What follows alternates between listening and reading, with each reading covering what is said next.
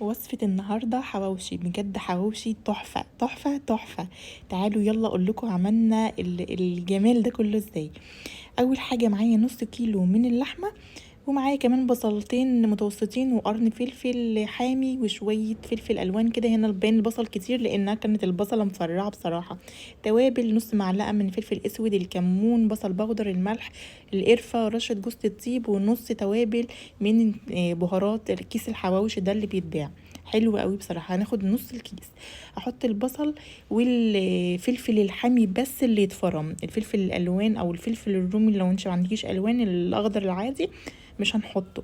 هحط بس في الكبه دلوقتي البصل والفلفلايه الحاميه، ممكن تستغني عنها لو ما بتحبوش. هنفرمهم ناعم وهننزل بيهم على اللحمه. بعد كده بقى هجيب الفلفل الالوان او الفلفل الرومي الاخضر المتاح عندك. هقطعهم في الكبه مكعبات صغيره، هديهم لفه صغيره بس كده، تقطعهم مكعبات، مش عايزاهم ناعمين، عايزاهم يظهروا في اللحمه وانا باكل الحواوشي اهو. قطعتهم مكعبات صغيره زي ما انتم شايفين اهو، ما اديتلهمش لفه ناعمه. بعد كده بقى هجيب التوابل بتاعتي، النص معلقه من بصل باودر، كمون، الفلفل الاسود، رشه جوز الطيب، القرفه، خدت كمان نص كيس من توابل الحواوشي ده، حلوه قوي التوابل دي. وهبشر كمان رشه صغيره كده من جوز الطيب بتخلي ريحته تحفه. وهنقلب كل المكونات دي مع بعضها كده.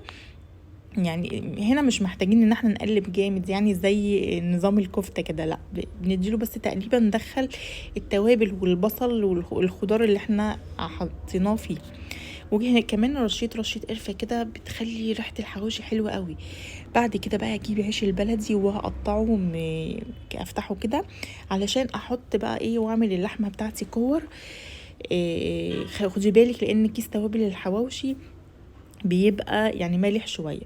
وبعد ما فردت اللحمه فيه هجيب بقى شويه سمنه بلدي كده او سمنه عاديه او زبده، وهدهن رغيف الحواوشي، هسيحها وادهن رغيف الحواوشي من تحت ومن فوق. وهدهن برضو ايه الصاج اللي انا هحط فيه إيه العيش بتاعي الحواوشي. بعد كده بقى هرصه جنب بعضه وادهنه كويس كده بالسمنه. وهشغل الفرن على درجه حراره 200 180 حسب التايمر اللي عندك.